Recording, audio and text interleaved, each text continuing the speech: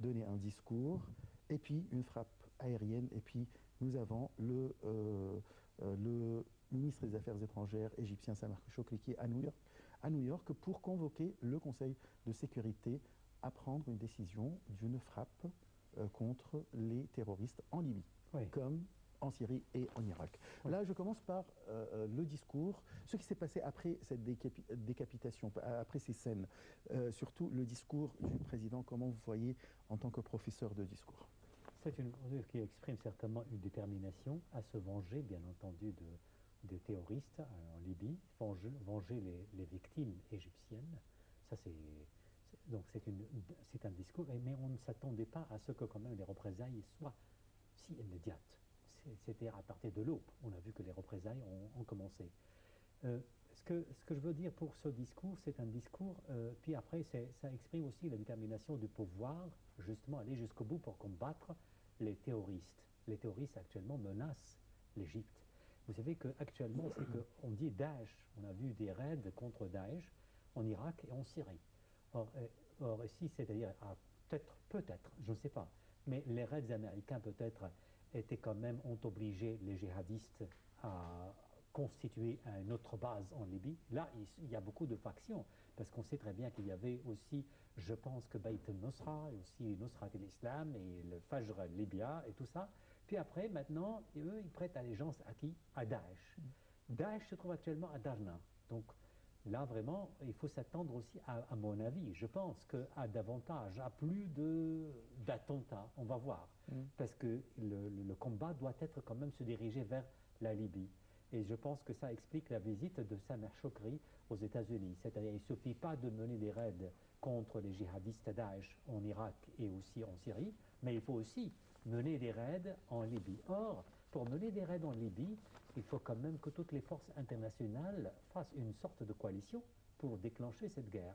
Parce que l'Égypte tout seul, certainement, l'Égypte est menacée dans la frontière, autour de la frontière égypto-libyenne. Mais là, ce que je veux dire, c'est le discours. On a vu des représailles. On a vu justement bombardement. On a commencé, l'aviation égyptienne a pilonné des bases importantes de Daesh. Mais il faut déterminer quand même l'objectif. Qu'est-ce que vous voulez faire? Est-ce que vous allez aller plus loin?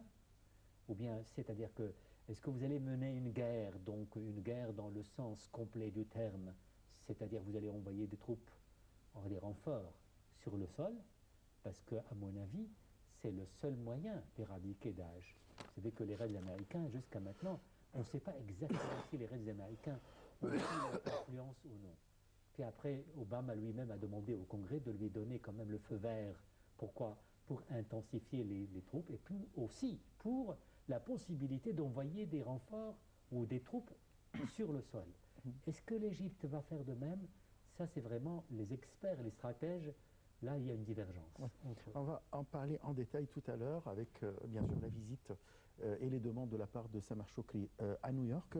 Mais là, Monsieur Albert, pourquoi, à votre avis, c'était des Égyptiens chrétiens et on a fait, durant leur discours, les gens de Daesh, comme si c'était un discours pour les Occidentaux ouais. Et les croisades, comme il a utilisé le terme. Oui, on met beaucoup de choses sur les croisades.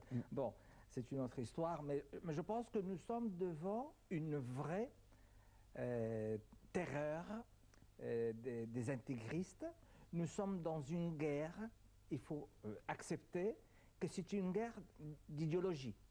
On est devant des progressistes, des gens qui veulent vivre, des gens qui ont besoin de s'améliorer, de créer des choses, de créer des postes, de travailler convenablement, et d'autres qui souhaitent détruire les idées, ne pas accepter, ne pas être un peu dans le fascisme intégriste le plus dur.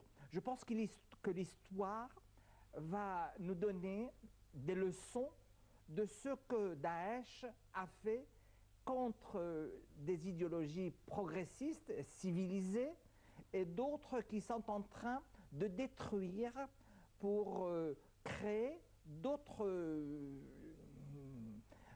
fascismes beaucoup plus graves que ce qui a existé dans le temps dans les anciens temps. Je pense qu'il faut être plus vigilant.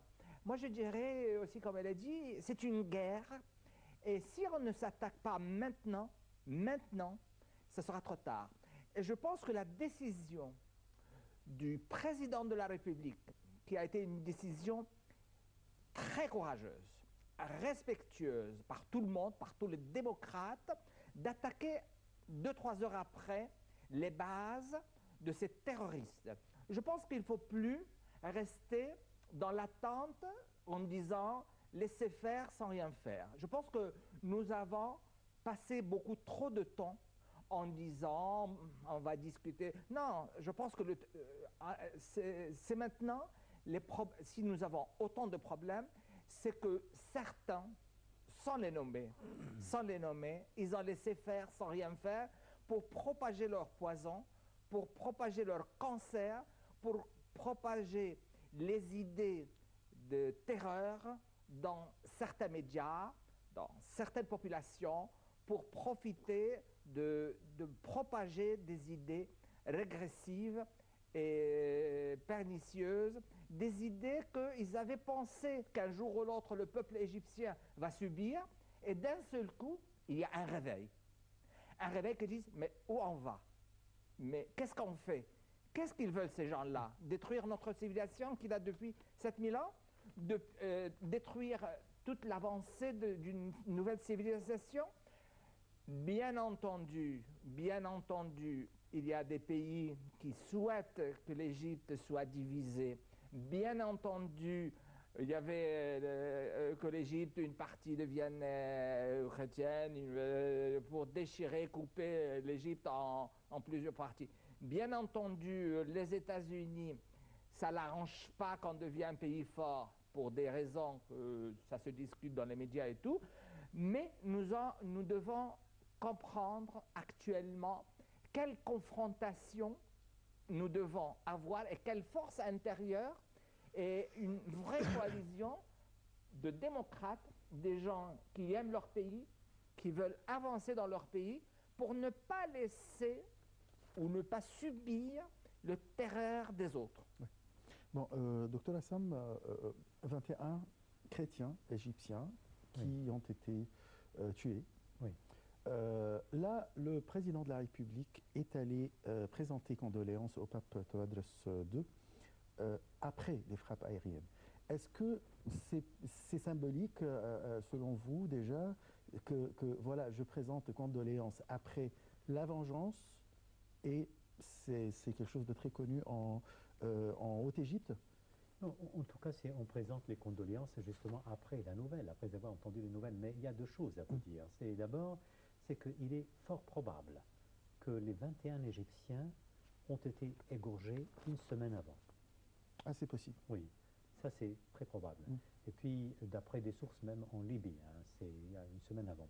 Et puis, autre chose, c'est pourquoi 21, vous avez posé une question importante, pourquoi 21 Égyptiens chrétiens? Là, vraiment, je pense que c'est un mode systématique, c'est une méthode systématique, parce qu'on a vu en Irak, on a commencé par les chrétiens en Irak. Si vous vous souvenez, c'est qu'on a commencé à égorger les chrétiens en Irak. Donc, les chrétiens, puis après, on s'est tourné vers les chiites, puis un peu de sunnites considérés comme des laïcs ou bien comme déviants de l'islam. Vous voyez?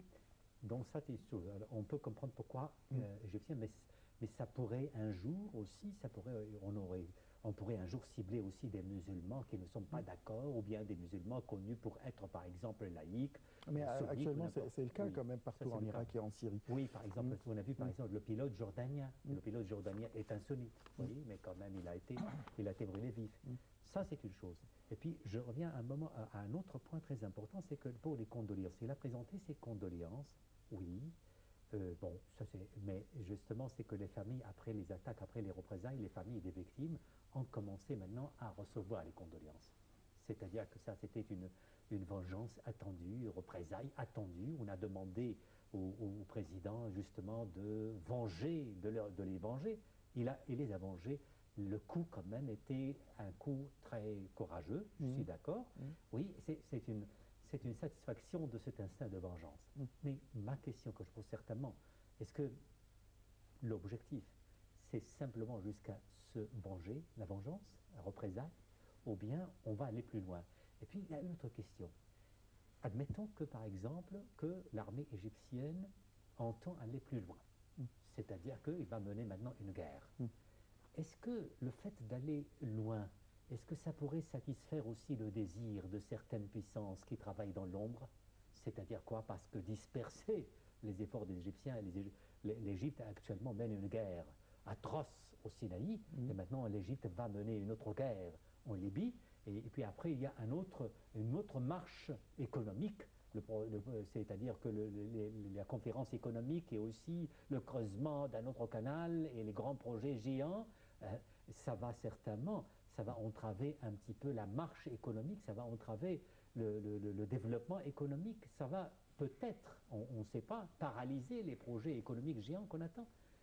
Alors maintenant, et puis après, je suis complètement d'accord. Vous savez que ce qui attire l'attention, c'est que cette méthode systématique, comment on égorge, ça nous fait penser à quoi?